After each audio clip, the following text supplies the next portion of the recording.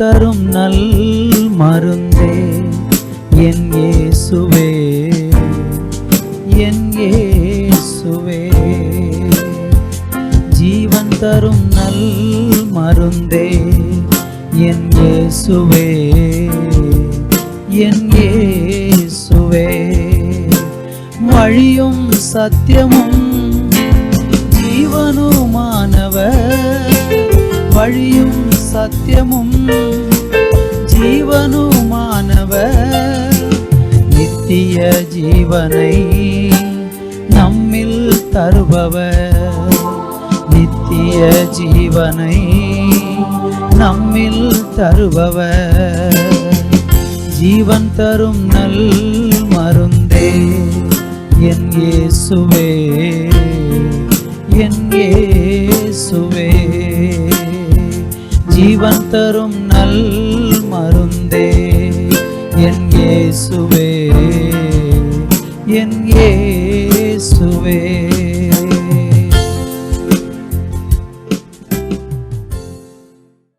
Thoothukudi revival Christian assembly ministries வழங்கும் ஜீவன் தரும் நல்மருந்து என்ற இந்நிகழ்ச்சிக்கு உங்களை அன்புடன் வரவேற்கிறோம்.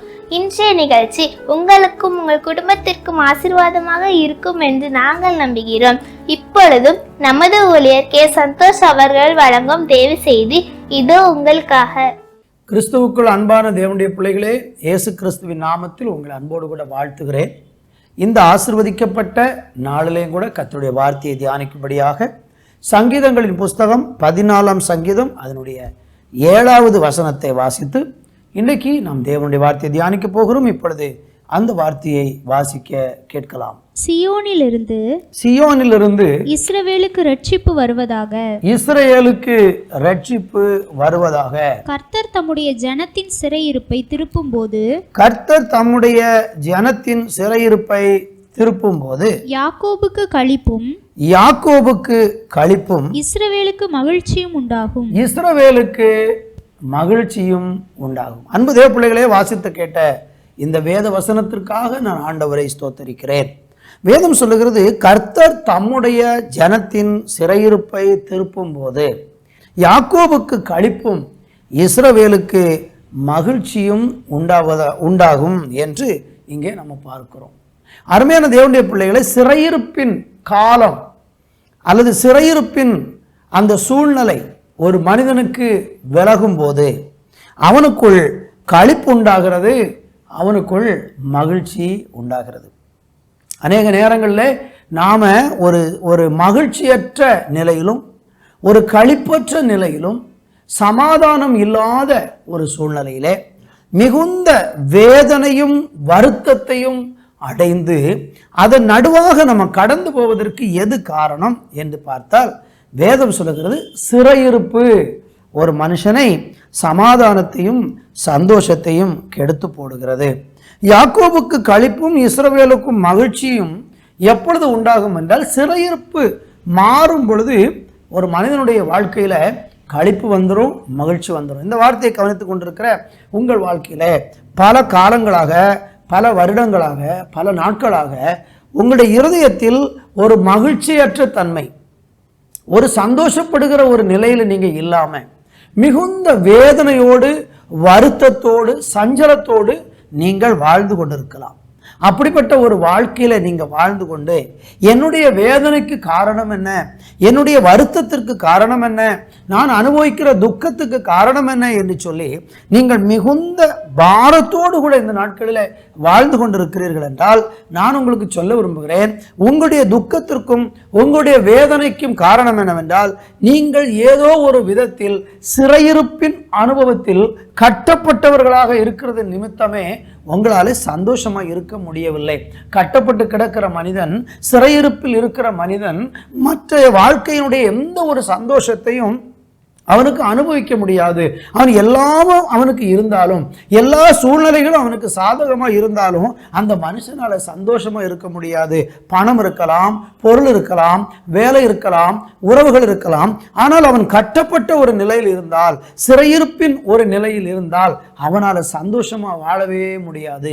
இந்த வார்த்தையை கவனித்துக் கொண்டிருக்கிற நீங்கள், சந்தோஷமற்ற ஒரு நிலையில், எனக்கு எல்லாமே இருக்கிறது ஆனால் எனக்கு சந்தோஷம் இல்லை, எனக்கு வேலை இருக்கிறது, எனக்கு பணம் இருக்கிறது, எனக்கு வசதி இருக்கிறது, நான் எல்லாவற்றிலும் நன்றாகத்தான் இருக்கிறேன் உலக பிரகாரமா, ஆனால் என் உள்ளத்தில் சந்தோஷம் இல்லை, என் உள்ளத்தில் மகிழ்ச்சி இல்லை என்று சொல்லி இன்னைக்கு நீங்கள் துக்கத்தில் வாழ்ந்து கொண்டிருக்கிறீர்களா?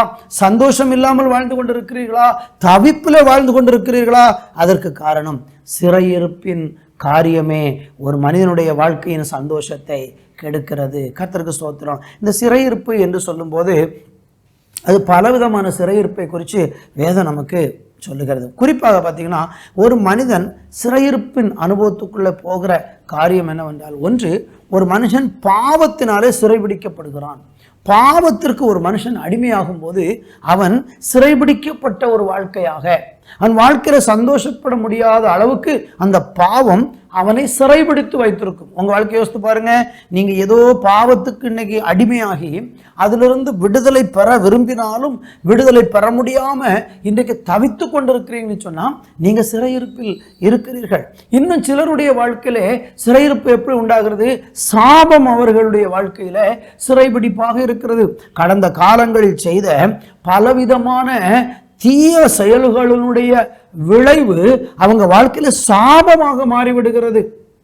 அது மற்றவர்கள் செய்த பாவம் அல்ல, நம்முடைய வாழ்க்கையிலே நாம செய்கிற பாவமே நம்மளை கொஞ்ச காலம் கழித்து அது சாபமாக, அது தலைமுறைகளை பின்பற்றுகிறதாக இப்படியாக வாழ்ந்து கொண்டிருக்கிறதை நம்ம பார்க்க முடியும்.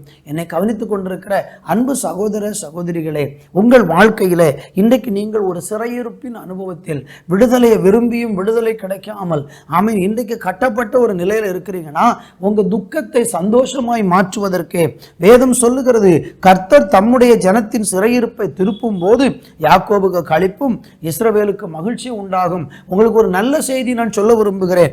கர்த்தர் தம்முடைய ஜனத்தின் சிறையிருப்பை திருப்புவார். ஆண்டவர் உங்களை சிறையிருப்பிலிருந்து விடுதலையாக்க முடியும். பாவ சிறையிருப்பிலிருந்து விடுதலையாக்க முடியும். சாப சிறையிருப்பிலிருந்து விடுதலையாக்க முடியும். இன்னும் பிசாசு சில மனிதர்களை சிறைபிடித்து வைத்திருப்பான். அப்படிப்பட்ட சிறையிருப்பில் இருக்கக்கூடிய மனிதனும் சந்தோஷமாய் வாழ முடியாது. பிசாசு உங்களை ஏதோ ஒரு விதத்தில் சிறைபிடித்து வைத்திருக்கிறானா? அப்படிப்பட்ட சிறையிருப்பிலிருந்தும் கர்த்தராகிய தேவன் ஒரு மனுஷனை விடுவிக்கும் போது அவனுக்கு மகிழ்ச்சியும் அவனுக்கு களிப்பும் உண்டாகிறது. இன்றைக்கு கர்த்தர் உங்களுக்கு வாக்கு பண்றார். இந்த வார்த்தையை கேட்டுக்கொண்டிருக்கிற உங்களுக்கு ஆண்டவர் சொல்லுகிறார், நீங்கள் களிப்பும் மகிழ்ச்சியும் உடையவர்களாய் மாறப்போகிறீர்கள். காரணம் என்ன? இயேசு கிறிஸ்து தேவன் உங்களுடைய சிறையிருப்பை மாற்றுவேன் என்று உங்களுக்கு வாக்கு பண்ணுகிறார். ஸ்தோத்திரம். ஒரு சில வசனங்களை நம்ம வேகமாக தியானிக்க போகிறோம். சிறையிருப்பில் உண்டாகிற அனுபவங்கள் எப்படி இருக்கும் என்பதை குறித்து பார்க்க போகிறோம். உபாகம புஸ்தகம் 30ஆம் அதிகாரம் அதனுடைய 3வது வசனத்தை நம்ம வாசிக்கும் போது, சிறையிருப்பின் அனுபவம் என்றால் என்ன? நீங்க ஒருவேளை நினைக்கலாம், ஏன்னா சிறையிருப்பே இல்லாமல் எனக்கு சிறையிருப்பெல்லாம் கிடையாது, ஆனால் வேதனை அனுபவித்துக் கொண்டிருக்கிறேன் அப்படின்னா, அந்த சிறையிருப்புனா எப்படி இருக்கும் என்பதை குறித்து, அந்த சிறையிருப்பின் வேதனைகளை குறித்து நம்ம பார்க்க போகிறோம். அங்க நீங்க பார்த்தீங்கன்னா 30ஆம் அதிகாரம் 3வது வசனம் சொல்லுகிறது, சிதறடிக்கப்பட்ட ஒரு வாழ்க்கை. ஒரு மனுஷனுக்கு சிறையிருப்பு வருகிறது என்றால் அவனுடைய வாழ்க்கை சிதறடிக்கப்பட்டு போயிருக்கும். பாருங்க, இன்னைக்கு நிறைய பேருடைய வாழ்க்கை ஒரு சிதறடிக்கப்பட்ட ஒரு நிலை. ஒன்றா சேர முடியலை, ஒன்று ஐக்கியமாக இருக்க முடியலை, குடும்பத்துக்குள்ள ஒற்றுமை இல்லை, எந்த சமயத்திலையும் குடும்பத்துக்குள்ள ஒரு சிதறடிக்கப்பட்ட ஒரு நிலைமை, யாரோடு இசைந்து போக முடியலை, அவர்கள் துரத்தப்படுகிற ஒரு நிலையிலே சிதறடிக்கப்பட்ட ஒரு வாழ்வுதான் சிறையிருப்பின் வாழ்க்கை என்று அங்கே 30:3 நமக்கு தெளிவாக சொல்லுகிறது. இன்னும் 2 ராஜாக்களின் புஸ்தகத்திலே 25ஆம் அதிகாரம் 27வது வசனத்தை நீங்கள் வாசித்து பாருங்கள். அங்கே நீங்க வாசித்தீங்கன்னா, ஒரு மனுஷன் சிறையிருப்பில் இருந்தான்னா அவன் எப்படி இருக்குன்னா, தலை கவிழ்ந்த ஒரு வாழ்வு அவனுக்கு இருக்குமா. அப்ப அந்த ராஜா, யோயாக்கிம் என்கிற அந்த ராஜா, அவன் சிறையிருப்பில் இருந்த காலங்கள் எல்லாம் எப்படி இருந்தது என்று நீங்க பார்த்தீங்கன்னா, அவன் தலை கவிழ்க்கப்பட்ட ஒரு நிலையிலே அவன் வாழ்ந்து கொண்டு இருந்தான். பார்த்தீங்களா, அவனுடைய தலை சிறையிருப்பு மாறின உடனே அவனுடைய தலை உயர்த்தப்பட்டது. அப்படியானால் சிறையிருப்பின் வாழ்க்கையின் வேதனை என்று சொன்னால் அது தலை கவிழ்ந்த ஒரு வாழ்க்கை. எத்தனை சூழ்நிலையில நீங்க பாருங்க, உங்க வாழ்க்கையில தலை கவிழ்ந்து போய் நிற்கிறீங்க. சில மனுஷர்களுக்கு முன்பாக நீங்க தலை கவிழ்ந்து வெட்கப்பட்டு நிற்கிற விதத்தில் உங்க வாழ்வு இன்றைக்கு இருக்கிறது என்றால் நீங்கள் ஒரு சிறையிருப்பின் அனுபவத்தில் இருக்கிறீங்க. கர்த்தர் இன்னைக்கு உங்களுக்கு வாக்கு பண்றாரு. கர்த்தர் உங்களுக்கு அந்த சிறையிருப்பிலிருந்து உங்களை திருப்பி உங்களுக்கு களிப்பும் உங்களுக்கு மகிழ்ச்சியும் தர ஆண்டவராகிய தேவன் விரும்புகிறார். ஸ்தோத்திரம். இன்னும் நீங்க படிச்சீங்கன்னா எஸ்ராவின் புஸ்தகத்திலே 4ஆம் அதிகாரம் அதனுடைய 1வது வசனத்தை வாசிக்கும் போது சிறையிருப்பிலிருந்து வந்த அந்த ஜனங்கள் என்ன செய்கிறாங்கன்னா ஆலயத்தை கட்டுகிறதை நம்ம அங்க பார்க்க முடிகிறது. சிறையிருப்பிலிருந்து வந்த ஜனங்கள் இஸ்ரவேலின் தேவனாகிய கர்த்தருக்கு ஆலயத்தை கட்டுகிறார்கள் என்று யூதாவுக்கும் பென்யமீனுக்கும் இருந்த சத்துருக்கள் கேள்விப்பட்ட போது, அப்ப இதுல என்ன புரிகிறதுனா, ஒரு மனுஷன் சிறையிருப்புல இருக்கும்போது அவனுடைய ஆலயம் அவனுக்கு நஷ்டப்படுகிறது, வீடு நஷ்டப்படுகிறது, பொருட்கள் எல்லாம் அவனுக்கு நஷ்டப்படுகிறது. நீங்க எஸ்ரா நெகேமியாலெல்லாம் படிச்சு பார்த்தீங்கன்னா அவங்களுடைய தேசம் சிறையிருப்பின் நிமித்தம் பாழாய் போய்விட்டது. பட்டணம் இடிக்கப்பட்டது, ஆலயம் சுக்குநூறாக மாறினதாக எல்லாம் வேதம் நமக்கு சொல்லுகிறது. அதில் நெகேமியாவின் புஸ்தகத்தில் நீங்கள் வாசிக்கும் போது 1ஆம் அதிகாரத்தில் அவங்க ஒரு காரியத்தை அங்கே நம்ம பார்க்க முடிகிறது. அங்கே ஆலயம், அதாவது 1ஆம் அதிகாரம் 3வது வசனம், நெகேமியா 1:3 சொல்லுகிறது, அதற்கு அவர்கள் சிறையிலிருந்து மீந்திருக்கிறவர்கள் அந்த தேசத்தில் மகா தீங்கையும் நிந்தையும் அனுபவிக்கிறார்கள். எருசலேமின் அலங்கம் இடிக்கப்பட்டதும் அதன் வாசல்கள் அக்கினியால் சுட்டரிக்கப்பட்டதுமாய் கிடக்கிறது என்றார்கள். அப்ப சிறையிருப்பு என்று சொல்லும்போது வீடு நஷ்டப்படுகிறது, பட்டணம் நஷ்டப்படுகிறது, ஆலயம் இடிக்கப்படுகிறது. இதெல்லாம் ஒரு சிறையிருப்பின் வாழ்க்கைக்கு அடையாளமாக இருக்கிறது. உங்க வாழ்க்கையில தேவன் உங்களுக்கு கொடுத்திருந்த நல்ல வாழ்க்கை இன்னைக்கு உடைந்து போய் பொருட்கள் நஷ்டமாகி உங்களுக்கு கிடைச்ச நிறைய நன்மைகளை நீங்க இழந்து எல்லாவற்றையும் இன்னைக்கு இழந்து போன ஒரு நிலையில் இருக்கிறீங்களா? நான் சொல்றேன், அதுதான் சிறையிருப்பின் ஒரு வாழ்க்கை. கடந்த நாளில் ஒரு சகோதரி ஜெபிக்கும்படியாக போன்ல அழைத்தார்கள். அந்த சகோதரி போன்ல பேசும்போது சொல்றாங்க, நாங்க சொந்தமாக விலை கொடுத்து நாங்க கஷ்டப்பட்டு விலை கொடுத்து வாங்கின இடத்தில் எங்களுடைய பணத்தை செலவு பண்ணி நாங்களே கட்டின வீட்டை கடன் பாரம் தாங்க முடியாம அதை விற்றுவிட்டு அதே வீட்டில் நாங்கள் வாடகைக்கு இருக்கிறோம் அப்படி சொல்றாங்க. எவ்வளவு பெரிய வேதனையா இருக்கும் நீங்க யோசிச்சு பாருங்க. நம்ம கையினாலே கட்டின வீட்டில் அதை விற்றுட்டு அந்த வீட்டிலேயே வாடகை கொடுத்து இருக்கிறது மாதிரி ஒரு சிறையிருப்பு வேற எதுவும் இருக்க முடியுமா? அன்பு தேவனுடைய பிள்ளைகளே, இது போலதான் உங்க வாழ்க்கையிலையும் நீங்கள் நல்ல ஒரு தொழிலை செய்து ஒரு நல்ல முன்னேற்றமான நிலையில் நல்ல ஒரு வருமானம் ஈட்டி கொண்டிருந்த நீங்கள் அந்த கடையை விட்டுட்டு கடைசியில் அந்த கடையிலேயே நீங்கள் வேலை பார்க்குற ஒரு நிலைமை இருந்தால் உங்கள் வாழ்க்கை எப்படி இருக்குது யோசிச்சு பாருங்கள். அப்படிப்பட்ட நிலையில் ஒருவேளை நீங்கள் காணப்படலாம். நீங்கள் உங்கள் சொந்த பொருளை விற்றுவிட்டு அதிலேயே நீங்கள் வாடகைக்கு இருக்கிற ஒரு நிலைமை காணப்படலாம். எல்லாவற்றையும் இழந்து போயிட்டீங்க. பயங்கரமான நஷ்டம் ஏற்பட்டு இன்றைக்கு நீங்கள் ஒரு சாதாரண மனுஷனை போல தலை கவிழ்ந்து கூனி குறுகி இழப்பின் மத்தியில் இருக்கிறீங்கன்னா நான் உங்களுக்கு சொல்லுகிறேன், நீங்கள் சிறையிருப்பின் அனுபவத்தில் இருக்கிறீர்கள். அது சிறையிருப்பின் ஒரு வேதனையாக இருக்கிறது. எஸ்ராவின் புஸ்தகத்தில் 6ஆம் அதிகாரம் 19வது வசனத்தில் நீங்கள் வாசிக்கும் போது சிறையிருப்பிலிருந்து வந்த அந்த ஜனங்கள் அவங்க என்ன செஞ்சாங்களாம் பாருங்க. அந்த வசனத்தை வாசிக்க கேட்கலாம். 6ஆம் அதிகாரம் 19வது வசனம். சிறையிருப்பிலிருந்து வந்தவர்கள் முதலாம் மாதம் 14ஆம் தேதியிலே பஸ்காவை ஆசரித்தார்கள். நல்லா நீங்க கவனிக்கணும். சிறையிருப்பில் இருந்து மீண்டு வந்ததுக்கு அப்புறம் தான் அவங்க பஸ்காவை ஆசரிக்க முடிந்தது. என்ன அர்த்தம்? அதனுடைய அர்த்தம், தேவனோடு கூட சிறையிருப்பின் அனுபவத்தில் நல்ல உறவு அவங்களுக்கு இல்லை. இவ்வளவு காலம் அவங்க சிறையிருப்பு இல்லாம எருசலேமில் இஸ்ரேலில் இருந்த நாட்கள்ல எப்பவும் ஆலயத்துக்கு கூடி வருவாங்க.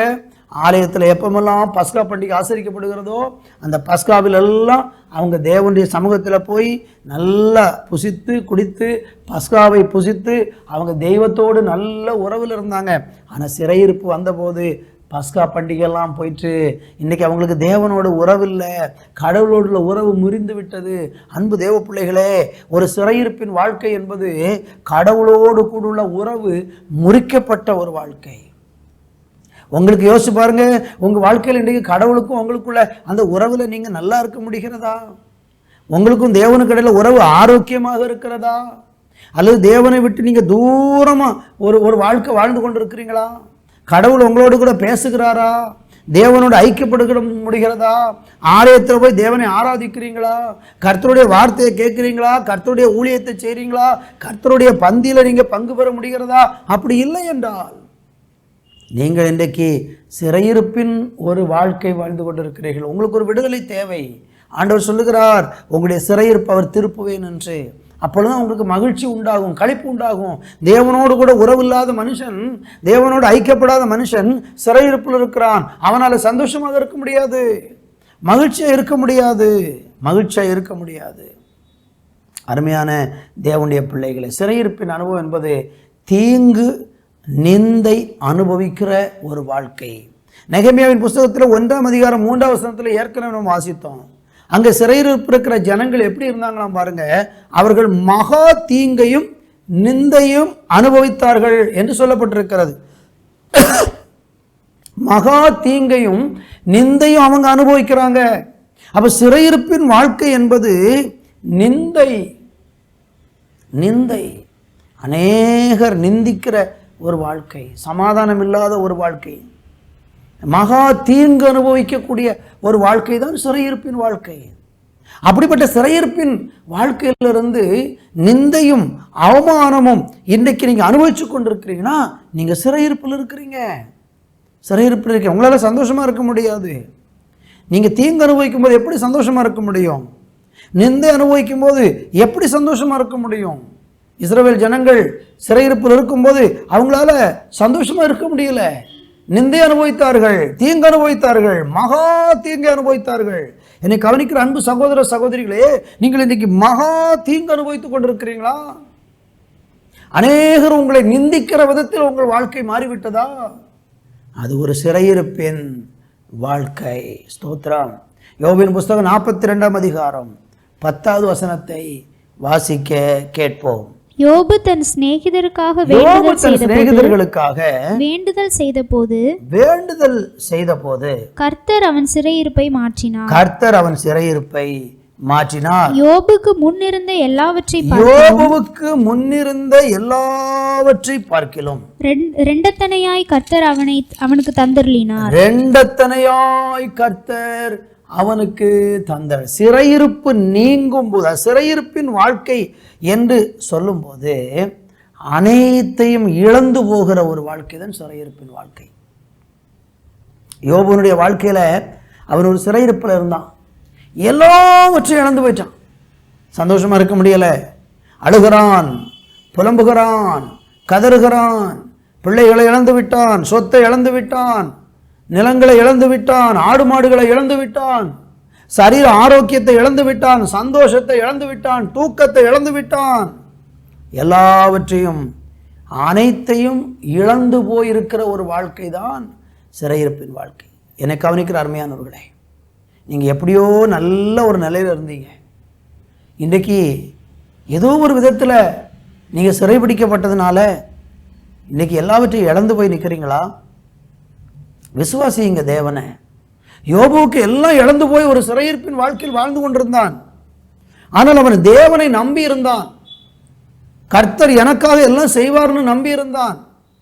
கர்த்தர் எனக்காக யாவையும் செய்து முடிப்பார் என்று சொல்லி யோபு நம்பி இருந்தான். அதில் 42:2 சொல்றாரு, தேவரே சகலற்றையும் செய்ய வல்லவர், நீர் செய்ய நினைத்தது தடைபடாது என்பதை அறிந்திருக்கிறேன். நம்பி இருந்தான். என் சிறையிருப்பு மாறும், இன்னைக்கு நான் எல்லாத்தையும் இழந்து போயிருக்கிறேன், என் தேவன் எனக்கு திரும்ப வெளிச்சமா இருப்பாரு, என் தேவன் என்னை உயிர்ப்பிப்பாரு, என் தேவன் என்னை எனக்கு உதவி செய்வார்னு சொல்லி யோபு நம்பி இருந்தான். இன்னைக்கு எல்லாவற்றையும் இழந்து போயிருக்கிற நீங்கள் கர்த்தர் மேல நம்பிக்கை கொள்ள முடியுமா? உங்க சிறையிருப்பை கர்த்தர் மாற்றுவார். இழந்து போன நிலையிலிருந்து சிறையிருப்பை மாற்றுவார். என்னை கவனித்து கொண்டிருக்கிற அன்பு தேவனுடைய பிள்ளைகளை, இந்த சிறையிருப்பு மாறுமா? இந்த சிறையிருப்பை யார் மாற்ற முடியும்? ஒரே ஒருவர் தான். நீங்கள் எப்படிப்பட்ட சிறையிருப்பில் இருந்தாலும் உங்கள் சிறையிருப்பை மாற்றுவதற்கு இந்த உலகத்தில் ஒரே ஒருவர் தான் இருக்கிறார். அவர்தான் ஆண்டவராகிய இயேசு கிறிஸ்து. யோவான் சுவிசேஷத்திலே நம்ம வாசிக்கும் போது 8ஆம் அதிகாரம் அதனுடைய 32வது வசனத்தை வாசிக்கும் பொழுது 32ம் 36ஐயும் வாசிக்கும் போது தேவன் நம்முடைய சிறையிருப்பை எப்படி மாற்றுகிறார் வாசிக்க கேட்கலாம். சத்தியத்தையும் அறிவீர்கள். நன்றாக நீங்கள் கவனிக்க வேண்டும். சத்தியத்தையும் அறிவீர்கள். சத்தியம் உங்களை விடுதலையாக்கும் என்றார். சத்தியம் உங்களை விடுதலையாக்கும் என்றார். ஆகையால் குமாரன் உங்களை விடுதலையாக்கினால் மெய்யாகவே விடுதலையாகும். அப்போ நீங்க சிறையிருப்பிலிருந்து விடுதலை பெறுவது எப்படி? சத்தியத்தை அறியும் போது அந்த சத்தியம் உங்களுடைய சிறையிருப்பிலிருந்து உங்களை விடுதலையாக்கும். நீங்க இன்னைக்கு ஜெயிலில் கிடக்கிறது போல மேல நான் சொன்ன காரியங்களின்படி பலவிதமான விதத்தில் மகா தீங்கு, எல்லாவற்றையும் இழந்து போன ஒரு நிலைமை, தேவனோடுள்ள உறவு இல்லாத ஒரு வாழ்க்கை, வீடுகள் பொருள்கள் நிலங்கள் எல்லாம் இழந்து போன ஒரு வாழ்க்கை, தலை கவிழ்ந்து போன ஒரு வாழ்க்கை, சிதறடிக்கப்பட்ட ஒரு வாழ்க்கை, ஒற்றுமை இல்லாத ஒரு வாழ்க்கை, இப்படியெல்லாம் நீங்கள் சிறையிருப்பின் வேதனையில் இருந்து கொண்டிருக்கிறீங்கன்னா உங்கள் சிறையிருப்பை யார் விடுவிப்பா? குமாரன் விடுதலையாக்குவார். சத்தியத்தை அறிவீர்கள், சத்தியம் உங்களை விடுதலையாக்கு. யாரு சத்தியம்? இயேசுதான் சத்தியம். அவருடைய வார்த்தை தான் சத்தியம். இயேசு கிறிஸ்துவை நீங்கள் அறியும் போது, இயேசு கிறிஸ்துவை நீங்கள் சொந்த இரட்சகராக தேவனாக ஏற்றுக்கொள்ளும் போது உங்க சிறையிருப்பை கர்த்தர் மாற்றுவார். உங்களுடைய சிறையிருப்பை கர்த்தர் மாற்றுவார். குமாரன் தான் அதை செய்ய முடியும். இயேசு தான் செய்ய முடியும். வேற யாரும் உங்க சிறையிருப்பை மாற்ற முடியாது. நீங்க ஒருவேளை உலக பிரகாரமா மாந்திரிகங்கள் அது இதுன்னு செஞ்சு எங்கெல்லாமோ அலைந்து திரிந்து இந்த சிறையிருப்பிலிருந்து தப்பிக்கலாம், இந்த கடனிலிருந்து விடுதலை பெறலாம், இந்த பிரச்சனையிலிருந்து விடுதலை பெறலாம், இந்த தீங்கிலிருந்து விடுதலை பெறலாம் என்று சொல்லி, இந்த இழப்பிலிருந்து விடுதலை பெறலாம்னு சொல்லி தற்காலிகமாக சில காரியங்களை நீங்கள் நாடலாம், சில மனிதர்களை தேடலாம். ஆனால் அது நிரந்தரமான விடுதலை இல்லை. இப்பொழுது ஒரு சின்ன மாற்றம் வந்தது போல தெரியும், ஆனால் இதை விட பெரிய வேதனை உள்ள அது உங்களை கொண்டு சென்று விடும். குமாரன் ஒருவர் தான் ஒரு மனுஷனை சிறையிருப்பிலிருந்து விடுதலையாக்கும். இன்னைக்கு நீங்க இயேசு கிறிஸ்துவை விசுவாசி பாருங்க. இயேசு கிறிஸ்துவ உங்க சொந்த இரட்சகராக ஏற்றுக்கொண்டு பாருங்க. இயேசு கிறிஸ்து மெய்யான தெய்வம் என்று உங்க உள்ளத்துல ஏற்றுக்கொண்டு அவரை பின்பற்றுவதற்கு இன்னைக்கு நீங்க தீர்மானம் எடுத்து பாருங்க. உங்க சிறையிருப்பை இயேசு கிறிஸ்து மாற்ற வல்லவராய் இருக்கிறார். எவ்வளவு பயங்கரமான சிறையிருப்பானாலும் இயேசு கிறிஸ்துவாலே உங்க சிறையிருப்பிலிருந்து உங்களை கட்டாயமாக விடுவிக்க முடியும். இயேசு கிறிஸ்து மாத்திரம்தான் சிறையிருப்பை மாற்றுகிறது. அதுக்கு நீங்கள் செய்ய வேண்டியது சத்தியத்தை அறியணும், இயேசுவை அறியணும், இயேசுவை விசுவாசிக்கணும், இயேசு கிறிஸ்து சொந்த இரட்சகராக ஏற்றுக்கொள்ளணும். அவருடைய சமூகத்தில் வந்து மனம் திரும்பி உங்கள் இருதயத்தை இயேசுவுக்கு ஒப்பு கொடுத்துட்டீங்கன்னா உங்கள் சிறையிருப்பை கர்த்தர் மாற்றுவார். அப்படி இயேசுவை விசுவாசித்து உங்கள் சிறையிருப்பை கர்த்தர் மாற்றும் போது எப்படி உங்களுக்குள்ள மகிழ்ச்சி உண்டாகிறது? நாம் ஒரு சில வசனங்களை வேகமாக பார்க்க போகிறோம். 126ஆம் சங்கீதத்திலே 1வது வசனத்தை வாசிக்கும் போது தேவன் ஒரு மனுஷனுடைய சிறையிருப்பை மாற்றும் போது அவன் எப்படி இருக்கிறான் என்றால், சியோனின் சிறையிருப்பை கர்த்தர் திருப்பும் போது சொப்பனம் காண்கிறவர்கள் போல் இருந்தோம் என்று சொல்லப்பட்டிருக்கு. உங்க சிறையிருப்பு எப்போ மாறும்போது எப்படி ஒரு வாழ்க்கை வருது பாருங்க. சொப்பனம் போல எல்லாம் மாறிடும் பாருங்க. ராத்திரியில இரவில் தூங்கும்போது சொப்பனம் காண்கிறோம், காலையில் அதை மறந்து போறோம், காலையில் எழும்பும்போது அது மறந்து போகிறோம். இதே மாதிரி உங்க சிறையிருப்பு மாறும்போது எல்லாம் மறந்து போயிடும். வேதனை மறந்துடும், துக்கம் மறந்துடும், தீங்கு நிந்தை உங்களை விட்டு நீக்கப்பட்டுரும், நீண்ட காலம் இழந்து போனதெல்லாம் திரும்ப கிடைச்சிரும். ஒரு சொப்பனம் போல உங்க வாழ்க்கையை ஆண்டவர் வேகமாய் மாற்றி விடுவார். அதுதான் சிறையிருப்பிலிருந்து உண்டாகிற விடுதலை. யோபின் புஸ்தகம் 42ஆம் அதிகாரம் 10வது வசனத்தில் பார்த்தோம். சிறையிருப்பு மாறும்போது யோபுவுக்கு எல்லாவற்றையும் தேவன் இரண்டத்தனையாக கொடுத்தார். சிறையிருப்பை விட்டு தேவன் இயேசு கிறிஸ்துவை விசுவாசிக்கும் போது உங்க சிறையிருப்பு நீங்கிட்டுனா நீங்க எதையெல்லாம் இழந்தீங்களோ எல்லாவற்றையும் இழந்து போனாலும், யோபு மாதிரி எல்லாவற்றையும் இழந்து போனாலும் உங்க சிறையிருப்பை கர்த்தர் திருப்பும் போது எல்லாம் 2 மடங்காக ஆண்டவர் உங்களுக்கு தருவார். இன்னைக்கு நஷ்டப்பட்டு போய் எல்லாவற்றையும் இழந்து போய் வேதனையில் வாழ்ந்து கொண்டு இருக்கிறீங்களா? நீங்கள் இன்றைக்கு இயேசு கிறிஸ்துவை விசுவாசித்து பாருங்கள். உங்கள் சிறையிருப்பை கர்த்தர் மாற்றும் போது நீங்கள் இன்றைக்கு இழந்ததை கர்த்தர் 2 மடங்காக உங்களுக்கு தரப்போகிறார். ஆமோசின் புஸ்தகத்திலே 9ஆம் அதிகாரம் 14வது வசனத்தை வாசிக்கும் போது ஒரு மனுஷனுடைய சிறையிருப்பை கர்த்தர் மாற்றும் போது பாழானது கட்டப்படும் என்று சொல்லப்பட்டிருக்கிறது. அந்த வசனத்தை இப்பொழுது வாசிக்க கேட்போம். என் ஜனமாகிய இஸ்ரவேலின் சிறையிருப்பை திருப்புவேன். அவர்கள் பாழான நகரங்களை கட்டி, நல்ல கவனிங்க, அவர்கள் பாழான நகரங்களை கட்டி அவைகளில் குடியிருந்து திராட்சை தோட்டங்களை நாட்டி அவைகளுடைய பலரசத்தை குடித்து தோட்டங்களை உண்டாக்கி அவைகளின் கனிகளை புசிப்பார்கள். நல்ல கவனிங்க, பாத்தீங்களா? இதான் சிறையிருப்பு மாறும் போது உங்களுக்கு பாழாய் போனதெல்லாம் கட்டப்பட்டு நஷ்டப்பட்டதெல்லாம் திரும்ப நாட்டப்பட்டு எல்லாவற்றையும் ஆண்டவர் திருப்பி கொடுத்து சந்தோஷப்படுத்துறாரு. பாழானவைகள் கட்டப்படுகிறது.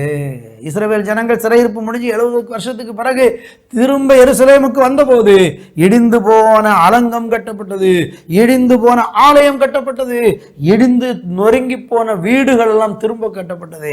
உங்கள் சிறையிருப்பை கர்த்தர் மாற்றிட்டாருன்னா, நீங்கள் ஆண்டவரிடத்தில் வந்து அவரை விசுவாசித்தீங்கன்னா உங்கள் சிறையிருப்பை அவர் மாற்றுவார். மாற்றின உடனே பாழானதெல்லாம் கட்டப்படும். சப்பனியாவின் புஸ்தகம் 1ஆம் அதிகாரம் 20வது வசனத்தை வாசிக்கும் போது உங்க சிறையிருப்பை கர்த்தர் மாற்றும் போது உங்களுக்கு கீர்த்தியும் புகழ்ச்சியும் உண்டாகும் என்று சொல்லப்பட்டிருக்கிறது. அந்த வசனத்தை வாசிக்க கேட்கலாம். அக்காலத்திலே உங்களை கூட்டிக் கொண்டு வருவேன், அக்காலத்திலே உங்களை சேர்த்து கொள்ளுவேன். உங்கள் கண் காண நான் உங்கள் சிறையிருப்பை திருப்பும் போது பூமியில் உள்ள சகல ஜனங்களுக்குள்ளும் நான் உங்களை கீர்த்தியும் புகழ்ச்சியுமாக. உங்க சிறையிருப்பை திருப்பும் போது உங்களுக்கு கீர்த்தியும் புகழ்ச்சியும் உண்டாகும் என்று வேதம் சொல்லுகிறது. உங்களுக்கு கீர்த்தியும் புகழ்ச்சி. சிறையிருப்பு நீங்கிட்டுனா நீங்கள் நிந்தை அனுபவிச்சிங்க, மகா நிந்தையும் அனுபவிச்சிங்க, தலை கவிழ்ந்து நீங்கள் நின்றீங்க, அதெல்லாம் நம்ம பார்த்தோம். அதெல்லாம் ஆண்டவர் நீக்கிட்டு உங்களுக்கு கீர்த்தியும் புகழ்ச்சியும் கர்த்தர் கொடுக்கிறார். இன்னைக்கு அந்த புகழ்ச்சி வேணுமா? ஒரே ஒரு காரியம் நீங்கள் செஞ்சால் போதும், இயேசுவை விசுவாசிக்கணும், இயேசுவை நம்பணும். அப்படி செய்யும்போது கர்த்தர் தருவார். இன்னும் எரேமியாவின் புஸ்தகத்திலே 46ஆம் அதிகாரம் 27ஆம் வசனத்தில் வாசிக்கும் போது அமைதியோடும் தத்தளிக்க பண்ணுவார் இல்லாத ஒரு வாழ்க்கையும் ஆண்டவர் சிறையிருப்பை நீக்கும் போது உங்களுக்கு தருவாராம். அமைதியும் உண்டாகும், தத்தளிக்க பண்ணுவார் இல்லாத ஒரு வாழ்க்கை. சிறையிருப்பு நீங்கும் போது கர்த்தருக்கு மகிமை உண்டாகட்டும். அதில் எரேமியாவின் புஸ்தகத்தில் 33ஆம் அதிகாரம் 7வது வசனத்தை வாசித்து பாருங்க. அங்கே சொல்லப்பட்டிருக்கிறது, முன்னிருந்தது போல நீங்கள் கட்டப்படுவீர்கள். அந்த வசனத்தை இப்பொழுது வாசிக்க கேட்கலாம். 33:7. நான் யூதாவின் சிறையிருப்பையும் இஸ்ரவேலின் சிறையிருப்பையும் திருப்பி முன்னிருந்தது போல அவர்களை கட்டுவித்து. பாருங்க, ஆண்டவர் சிறையிருப்பை திருப்பிட்டார்னா முன்னிருந்தது போல கட்டுவிப்பார். நீங்க முன்ன மகிழ்ச்சியா இருந்த அந்த வாழ்க்கை உங்களுக்கு திரும்ப கிடைச்சிரும். இழந்து போனது திரும்ப கிடைச்சிரும். யோபு மாதிரி இழந்து போனது உங்களுக்கு திரும்ப கிடைச்சிரும். ஸ்தோத்திரம். எரேமியா 30:18 படிச்சீங்கன்னா அவர் இரக்கம் உங்களுக்கு கிடைக்கும், இரக்கம் கிடைக்கும். நீங்கள் சிறையிருப்பிலிருந்து விடுதலை பெறும்போது, இயேசு உங்களை விடுதலை ஆக்கும்போது உங்களுக்கு இரக்கம் கிடைக்கும். என்னை கவனித்து கொண்டிருக்கிற அன்பு சகோதர சகோதரிகளை நான் உங்களுக்கு ஜெபிக்க விரும்புகிறேன். இன்றைக்கு நீங்கள் சிறையிருப்பின் அனுபவத்தில் இருக்கிறீங்களா? எல்லாவற்றையும் இழந்து போயிருக்கிறீங்களா? தேவனுடைய உறவு முறிந்து போனதா? மகா நிந்தையும் தீங்கையும் அனுபவிக்கிறீங்களா? எல்லாவற்றையும் இழந்து போய் நிற்கிறீங்களா? தலை கவிழ்ந்து இருக்கிறீங்களா? சிதறடிக்கப்பட்ட ஒரு வாழ்க்கை வாழ்ந்து கொண்டு இருக்கிறீங்களா? சொப்பனம் போல உங்கள் சிறையிருப்பை இயேசு மாற்றுவேன் என்று வாக்கு பண்ணுகிறார். 2 மடங்கு நன்மையை தந்து உங்களுக்கு சிறையிருப்பை மாற்ற போறாரு. உங்கள் பாழானது ஆண்டவர் திரும்ப கட்ட போறார். உங்களை கீர்த்தியும் புகழ்ச்சியும் உங்களுக்கு உண்டாக்கும்படி செய்ய போகிறார். முன்னிருந்தது போல நீங்கள் கட்டப்பட போகிறீர்கள். அதற்கு நீங்கள் செய்ய வேண்டிய ஒன்றுதான், குமாரன் விடுதலையாக்கினால் மெய்யாகவே விடுதலையாவீர்கள், சத்தியத்தையும் அறிவீர்கள், சத்தியம் உங்களை விடுதலையாக்கும். இன்றைக்கு இயேசு கிறிஸ்து மாத்திரம்தான் இந்த சிறையிருப்பை உங்கள் வாழ்க்கையை விட்டு அகற்ற முடியும். வேற ஒரு வழி இல்லை. அவராலே அன்றி வேற ஒருவராலும் ரட்சிப்பு இல்லை. நாம் ரட்சிக்கப்படுவதற்கு வானத்துக்கு கீழே பூமிக்கு மேலே மனுஷர்களுக்கு இடையிலே இயேசு கிறிஸ்துவின் நாமமே இல்லாமல் வேறொரு நாமம் இல்லை.